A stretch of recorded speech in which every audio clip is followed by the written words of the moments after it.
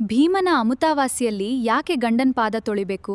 ಅದರಿಂದ ಗಂಡನ ಆಯುಷ್ಯ ಹೆಚ್ಚಾಗತ್ತೆ ಅನ್ನೋದು ಹೇಗೆ?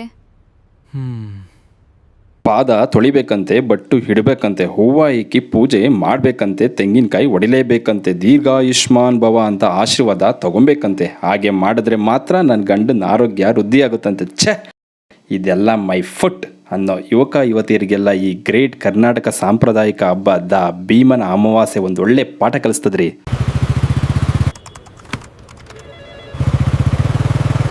What a day.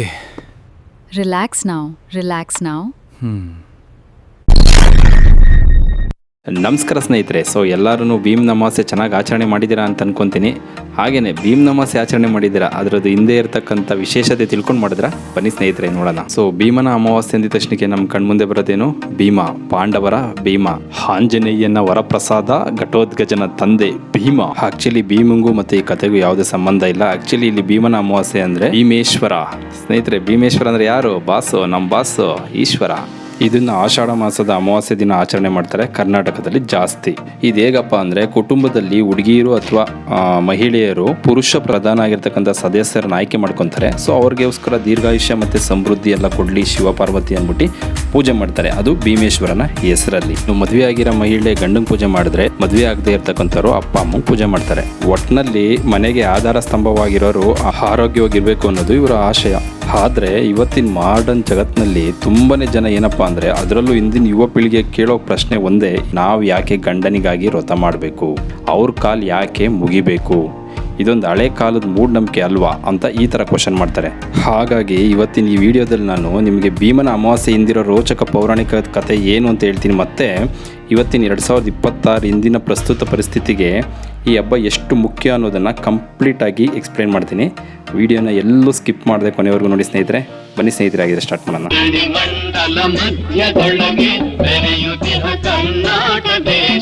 ಸ್ಕಂದ ಪುರಾಣದಲ್ಲಿ ಬರೋ ಈ ಕತೆ ತುಂಬಾನೇ ಇಂಟ್ರೆಸ್ಟಿಂಗ್ ಆಗೈತೆ. ಹಿಂದೊಮ್ಮೆ ಒಬ್ಬ ರಾಜ್ಕುಮಾರ ಇರ್ತಾನೆ. ಆದರೆ ಆತ ಮದುವೆಯ ವಯಸ್ಸಿಗೆ ಬರುವಷ್ಟರಲ್ಲಿ ಅಕಾಲಿಕವಾಗಿ ಮರಣ ಹೊಂದ್ಬಿಡ್ತಾನೆ. ಆದರೂ ಆ ರಾಜ ಮಗನಿಗಾಗಿ ಹೇಗಾದರೂ ಮದುವೆ ಮಾಡಬೇಕು ಅಂತ ತೀರ್ಮಾನಿಸಿ ಸತ್ತ ರಾಜ್ಕುಮಾರನಿಗೆ ಮಗಳನ್ನು ಕೊಡೋ ಬಡ ಬ್ರಾಹ್ಮಣನಿಗೆ ಅಪಾರ ಧನ ಸಹಾಯ ಮಾಡೋದಾಗಿ ಘೋಷಣೆ ಮಾಡಿಸ್ತಾನೆ. ಒಬ್ಬ ಬಡ ಬ್ರಾಹ್ಮಣನ ಮಗಳು ತನ್ನ ವಿಧಿಯ ಆಟವನ್ನು ಒಪ್ಕೊಂಡು ಆ ಸತ್ತ ರಾಜ್ಕುಮಾರನನ್ನೇ ಮದುವೆಯಾಗಕ್ಕೆ ಒಪ್ಕೊಂತಾಳೆ.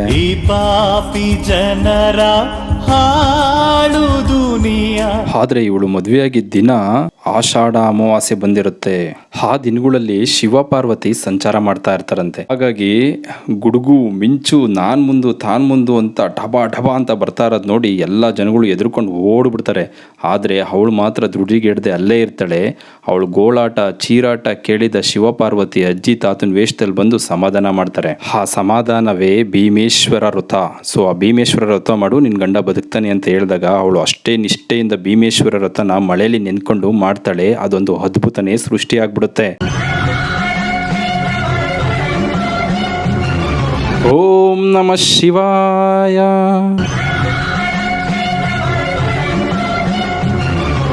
ಆ ಅದ್ಭುತನೇ ರಾಜ್ಕುಮಾರ ಕಣ್ ತೆರಿತಾನೆ. ಸೊ ಮರುಜೀವ ಬರುತ್ತೆ. ಆಕೆಗಾದ ಖುಷಿ, ಜನಗಳಿಗಾದ ಆಶ್ಚರ್ಯ ಇವೆಲ್ಲ ಕ್ರಿಯೇಟ್ ಮಾಡಿದೆ ಭಕ್ತಿ ಮತ್ತೆ ಗುರಿ ಇದ್ರೆ ಏನು ಬೇಕಾದ್ರೂ ಸಾಧಿಸ್ಬೋದು ಅನ್ನೋದನ್ನ ತೋರಿಸುವಂಥ ಕತೆ. ಸೊ ಈ ಕಥೆನೇ ಸ್ನೇಹಿತರೆ ಭೀಮನ ಅಮಾವಾಸ್ಯೆ. ಸರಿ, ಕತೆ ಓಕೆ. ಆದರೆ ಇದು ಇವತ್ತಿನ 2026ಕ್ಕೆ ಹೇಗೆ ಮ್ಯಾಚ್ ಆಗುತ್ತೆ? ಬನ್ನಿ ಸ್ನೇಹಿತರೆ ನೋಡೋಣ. ಕಥೆಯಲ್ಲಿ ರಾಜ್ಕುಮಾರ ಸತ್ತಿದ್ದ ಅಂತ ಹೇಳ್ತಾರಲ್ವಾ. ಸೊ ಇವತ್ತಿನ ದಿನದಲ್ಲಿ ಗಂಡಂದಿರು ಅಥವಾ ಪುರುಷರು ದೈಹಿಕವಾಗಿ ಅಲ್ಲದಿದ್ದರೂ ಮಾನಸಿಕವಾಗಿ ತುಂಬನೇ ನಲುಗ್ತಾ ಹೋಗ್ತಾ ಇದ್ದಾರೆ. ಗೊತ್ತಲ್ಲ ಹೇಗಪ್ಪ ಅಂದರೆ, ಬೆಳಗ್ಗೆಯಿಂದ ರಾತ್ರಿವರೆಗೂ office stress, target pressure, financial burden, home loan, car loan, EMIಗಳು, ಯಪ್ಪ ಹೀಗೆ ಸೊಸೈಟಿ ಪ್ರೆಷರ್ನಿಂದಾಗಿ ಒಳಗೆ ಡಿಪ್ರೆಷನ್ಗೆ ಜಾರ್ಬಿಡ್ತಾರೆ ಗಂಡಸರು. ಸೊ ಹೊರಗಡೆ ಕೋಟು ಸೂಟು ಹಾಕ್ಕೊಂಡು ಆಫೀಸ್ಗೆ ಹೋದರೂ ಒಳಗಡೆ ಅವ್ರ ನೆಮ್ಮದಿ ಸತ್ತಿರುತ್ತೆ ಅಲ್ವಾ. ಹಾಗಾಗಿ ಈ ಹಬ್ಬ ನಮ್ಮ ಸನಾತನ ಧರ್ಮ ನಮಗೆ ಕೊಟ್ಟಿರೋ ಒಂದು ಬ್ಯೂಟಿಫುಲ್ ಹೀಲಿಂಗ್ ಪ್ರೋಸೆಸ್ ಅಂದರೆ ತಪ್ಪಾಗಲ್ಲ. ಇನ್ನು ದೀಪ ಹಚ್ಚಿ ಪೂಜೆ ಮಾಡೋದು ಅಂದರೆ, ನೀನು ಇಷ್ಟೆಲ್ಲ ಕಷ್ಟಪಡ್ತಾ ಇದೀಯಾ, ನಾನು ನಿನ್ನ ಜೊತೆ ಸಪೋರ್ಟಾಗಿ ನಿಂತಿರ್ತೀನಿ ಅಂತ ಹೆಂಡತಿ ಗಂಡನಿಗೆ ಕೊಡೋ ಒಂದು ದೊಡ್ಡ ಭರವಸೆ. ಹಾಗೆಯೇ ಪಾದೆ ಪೂಜೆ ವಿಚಾರಕ್ಕೆ ಬರೋದಾದರೆ ತುಂಬಾ ಜನ ಇದನ್ನು ಈಗ ಈಗೋ ಕ್ಲಾಶ್ ಅಂದರೆ ಈಗೋ ಕ್ಲಾಶ್ ಮಾಡ್ಕೊತಾವ್ರೆ. ನಾವ್ಯಾಕೆ ಗಂಡನಿಗೆ ತಲೆ ಬಾಗಬೇಕು ಅಂತ ನೋಡಿ ರಿಲೇಷನ್ಶಿಪ್ನಲ್ಲಿ ಅಹಂಕಾರ ಬಂದಾಗ ಇವತ್ತು ಡೈವರ್ಸ್ ರೇಟ್ ಹೆಚ್ಚಾಗ್ತಿದೆ.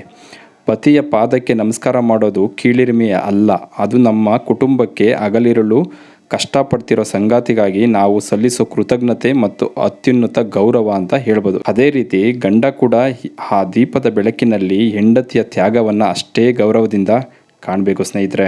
ಸೊ ಫ್ರೆಂಡ್ಸ್, ಭೀಮನ ಅಮಾವಾಸ್ಯೆ ಅಂದರೆ ಬರೀ ಹಬ್ಬ ಅಲ್ಲ, ಅದು ಗಂಡ ಹೆಂಡತಿ ನಡುವಿನ ಪ್ರೀತಿ ಮತ್ತು ನಂಬಿಕೆ ಸಂಕೇತ. ಗೊತ್ತಾಯ್ತಲ್ಲ? ನಿಮಗೂ ಈ ವಿಚಾರ ಇಷ್ಟ ಆಗಿದರೆ ದಯವಿಟ್ಟು ಈ ವಿಡಿಯೋಗೊಂದು ಲೈಕ್ ಮಾಡಿ, ನಿಮ್ಮ ಫ್ರೆಂಡ್ಸ್ ಮತ್ತು ಫ್ಯಾಮಿಲಿ ಜೊತೆ ಶೇರ್ ಮಾಡಿ.